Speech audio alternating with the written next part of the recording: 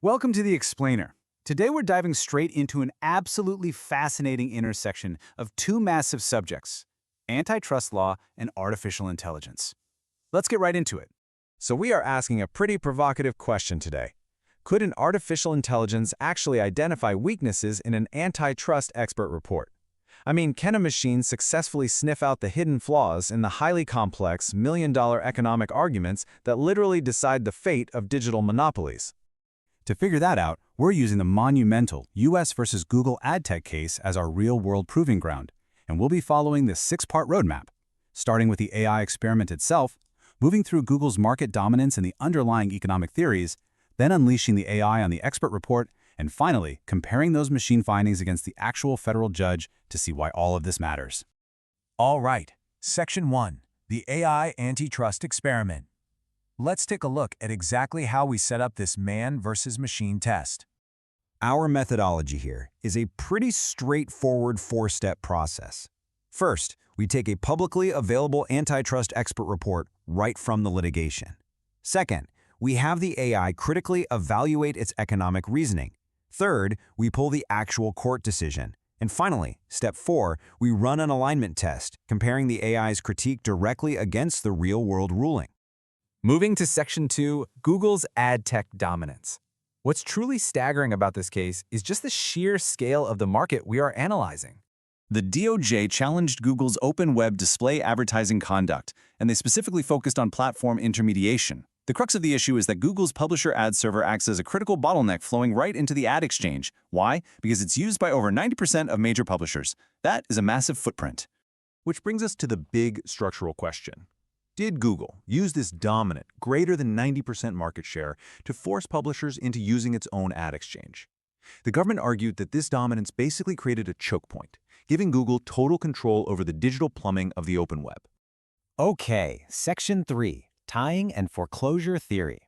To really unpack the DOJ's argument, we need to quickly establish the economics at play here. The crucial point is whether Google could use its control of that essential upstream ad server to disadvantage rival exchanges.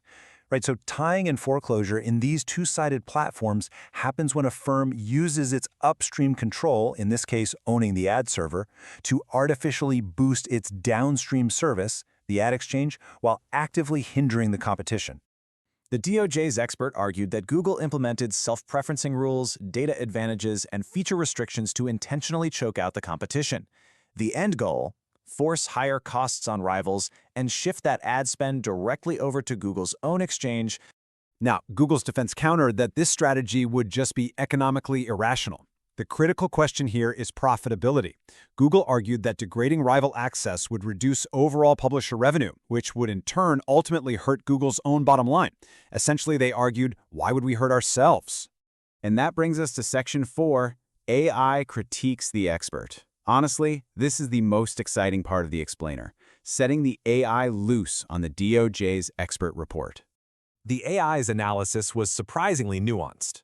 On one hand, it praised the report for grounding its theory in actual internal documents, but it also flagged some major weaknesses. Specifically, the profitability analysis completely ignored the fact that publishers use multiple exchanges simultaneously, a dynamic known as multi-homing. It also called out the lack of a rigorous counterfactual. Basically, it was missing a what-if baseline scenario to isolate the real effects of Google's conduct. But here's the thing. The AI doesn't just critique. By using specific prompts, we had the AI generate tangible affirmative evidence.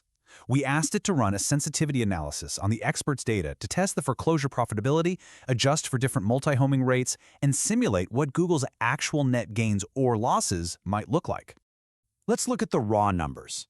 Under the DOJ's base case theory, assuming a 15% inventory shift but an 8% overall platform revenue decline, the AI simulated that Google would face a net loss of $77 million. So at first glance, the foreclosure strategy seemed totally unprofitable. That's a huge apparent win for the defense. However, when the AI adjusted the simulation to account for a 50% multi-homing rate, that massive loss shrank materially to just $28 million. This beautifully proves how AI can robustly stress test economic assumptions.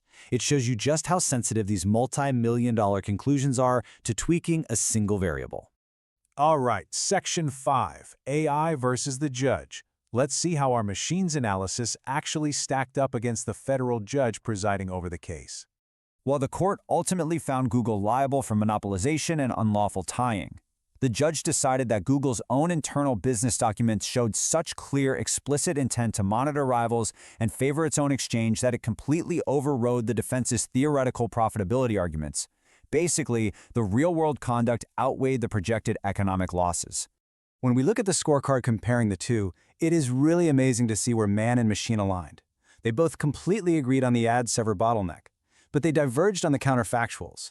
Where the AI, demanded better baseline economic data, the judge found those smoking gun internal documents compelling enough to rule against Google anyway. Finally, Section 6, Why This Matters. So, what should you actually take away from this fascinating collision of antitrust law and AI? First off, it is absolutely crucial to understand the guardrails. AI is a fantastic, structured, analytical tool, but we are certainly not claiming it's more accurate than the courts. It is not a replacement for deep human legal expertise. It can't magically predict case outcomes, and of course, it doesn't have access to sealed or non-public materials. But as this experiment brilliantly illustrates, AI possesses an incredibly powerful dual capability in modern antitrust analysis.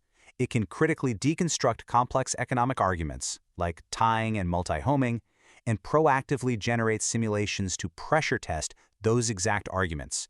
It's basically the ultimate digital sparring partner for complex litigation. And that leaves us with one final provocative thought to chew on. Now that you've seen what happens when man meets machine in the courtroom, how will you leverage AI to uncover the hidden strengths and vulnerabilities in your next high-stakes analysis? Thanks so much for joining me on this explainer. Thanks for watching. For the deep dive economic analysis behind these stories, join us at econworks.com. Subscribe to stay informed on where law and economics meet the market. We'll see you in the next episode.